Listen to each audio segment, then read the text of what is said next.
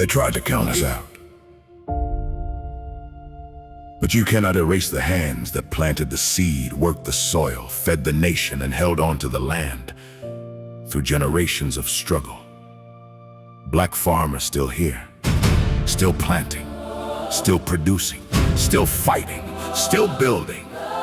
And now, $127 million in USDA grant funding has been restored, supporting land access, capital markets, training, and opportunity for Black and underserved farmers. But this is more than a funding announcement.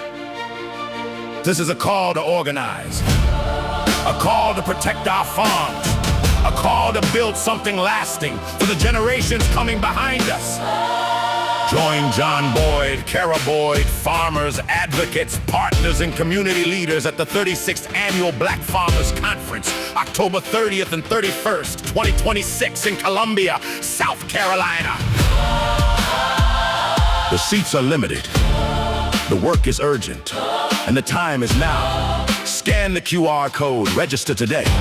Because when Black farmers rise, families rise, communities rise, the land holds, the markets shift, and agriculture moves with us.